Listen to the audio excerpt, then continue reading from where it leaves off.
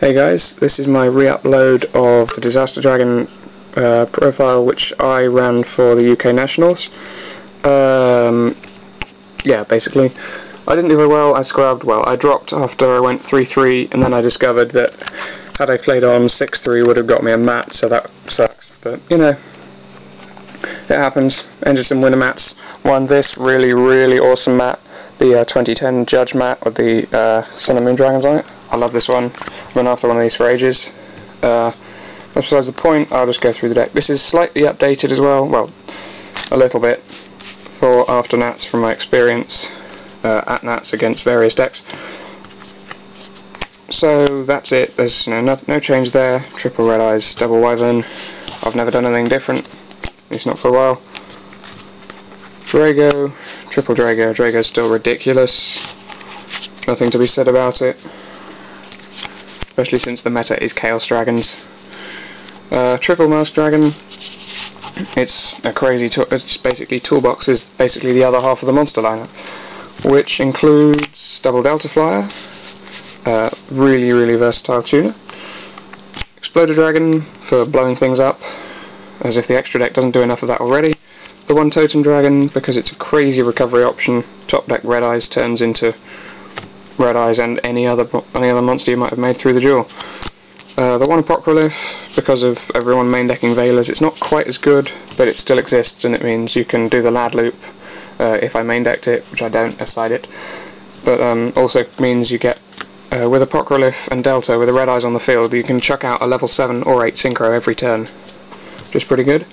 Another Masked Dragon target is Golem Dragon. This is a bit weird. While it's face up on the field, your opponent cannot target face-up Dragon-type monsters for attacks except for this. So, basically you use it. It's amazing for stop. So this stops your opponent from Trooper ramming your Drago to get rid of it, which is a common play for Chaos Dragons. It stops, that irritating monster. Whatever it is, be it a Red Eyes, say. It stops your opponent from just smashing their Red Eyes into your Red Eyes because they've got to go over this first. That's basically what it is. Also, it's a Masked Dragon target and a 2k wall, and a Debris Dragon target. Hence, the Debris Dragon, which I also run. Because this is basically my rank 4 turbo. Because Queen Dragun Djinn is amazing, and Debris Dragon off the top with one of these in the graveyard basically turns into a Queen Dragun Djinn and a Red Eyes on the board. The Red Eyes can't be killed in battle. So that's quite good. I really like it. Also, because Debris Dragon has Totem Dragon as the other target, means you've got the Iron Chain Dragon possibility if Golem isn't available. The last monster slot is Yamata Dragon. I love Yamata Dragon, it's unbelievable. I don't get it off that often, but when you do, it pretty much guarantees you game. You get a +3, 4, or sometimes even a +5 just from dealing battle damage. Swing over a light pulsar, you don't care that your opponent's just brought a Red Eyes back from the grave, you've drawn any ridiculous number of cards. 100 points of battle damage, that's all it takes. Like I said, the Light and Darkness Dragon is sided. I can't quite bear to lose it from the lineup just yet. Onto the spells. Future Fusion, awesome. The rest of the Power 6, Monster Reborn, Heavy Storm, Dark Hole, Mind Control, and Book of Moon. Basically, ridiculous, broken cards. They're at 1 for a reason. And double Gold Sark to stretch them all out. Usually in that order, depending on the situation. Sometimes, I've gone for Mind Control because I know that my opponent will have a Lagia. Open with double Sarko, it's ridiculous because you just grab Storm and Future Fusion. And oh no, so your opponent has a Lagia. Storm, negate, Future Fusion. Now obviously that's a bit situational and assumes they don't have any other back row, but the key is that Sarcophagus is a ridiculous toolboxing tool. Double MST, only double. I did run triple, but space reasons, and I wanted to fit in a pair of Forbidden Lance as well, because it's like a short-term version of Safe Zone, and also you can do battle phase shenanigans, and Torrential Tribute shenanigans, which is pretty good. Trap lineup is quite streamlined actually. I don't really like it this streamlined. I'm trying to work out a way of fitting more traps in. Solemn Brigade is kind of obvious. Double Torrential, like I said, this in Lance is crazy. Where are we? Where else? Double Bottomless as the other sort of fairly staple traps. And then Triple Safe Zone, because I love this card. It's ridiculous. Protects some of your field from Dark Hole, turns some of your monsters into essentially, indestructible powerhouses. This on Queen Dragun Djinn means that your entire field cannot be destroyed by battle, and if should any of your field die by other means, Queen Dragun Djinn can bring them right back. Also, this stops your Drago from being Trooper rammed, stops it being from Sabersaurus rammed, Thunder King rammed, Doom Cow rammed. This protects whatever it's attached to from any targeting effects. Once this is resolved, obviously, so it means your Red Eyes can't be Veilered, Drago can't be Fiendish Chained or Chaliced, Red Eyes can't be nothing can be prisoned or compulsoried. You can't chain Veilers to anything. I think I already said that. What else is there? Basically any targeting effect. Also Mind Control, which is getting really, really irritating in a Saki card because of mirror matches and Chaos Dragons and Hieratics.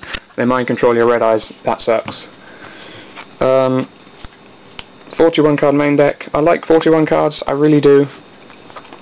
I like having that one extra slot for a little bit more flexibility. Onto the extra deck we have Flave-Headed Dragon is obvious. The Xyz monsters are where it's changed. The lineup now is Leviathan Dragon and 2 Queen Dragun Djinns. Now, this used to be Leviair, Leviathan, Queen Dragun Djinn, Utopia. I found that I never made Leviair. Never, ever. I didn't make it once at Nationals or in the finals of Battle of the Kingdoms. Never in any of the winner mats did I make Leviair. Somebody wanted one, I traded it off, so there we go. As for the Utopia, I never made that either, because I was always afraid of making Totem Dragon dead. So, yeah, and Queen Dragun Djinn I find is actually much better, because of its ability to grab beat sticks out of the graveyard. So for that reason, that's the lineup now. Obviously Leviathan Dragon's just there, essentially for the Totem Delta Flyer play. Synchros, we have Bryanac's broke, Iron Chain Dragon for Debris, Ancient Fairy, Dragon Wing's amazing. I lost count of how many Spirit Reapers I got rid of over the weekend with Dragon Wing, and people who side in, that's annoying. Black Rose, Stardust, Dark End is ridiculous. Again, I don't know how many wind-up Zen mains I got rid of with Dark End Dragon. It's just wonderful. And also because like I said, you've got the trick with Apocryph and Delta Flyer Red Eyes on field is every turn, say one turn you chuck out Stardust Dragon, next turn you chuck out a Dark End Dragon to go with it, or any other thing. You can chuck out Dragon Wing instead, or you can chuck out Scrap Dragon, you can chuck out Black Wing Dragon, or Red Dragon Archfiend, all of which, there's so much removal in this extra deck, especially against Battle Stallers, So Marshmallows, Reapers, they hide. They run and hide from Red Dragon Archfiend. Scrap Dragon and Dark End Dragon, they laugh at them. Blackwing Dragon is in there just because Chainburn sucks, and I knew there was going to be at least one person playing it. So I thought, you know what, it's going in there, I've got the space. And the last card is Trident Dragon. I've always said I never regret having it in there over something else. I only ever regret Trident Dragon when it's not in there. I did make it once, and yes, it was game, so that was good.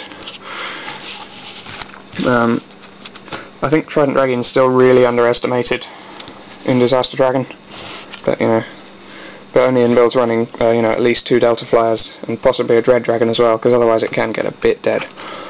The side deck is still fairly standard. I've got 2 Veilers, 2 Maxis, 2 Electric Viruses for the hand traps, and there's the Light and Darkness Dragon. It's all fairly standard as for the hand traps. And Light and Darkness Dragon's just there because I needed to fit it in somewhere. Devil Smash, I run this over Soul Taker for 2 reasons. A, because I don't have any Soul Takers, and B, because Obelisk.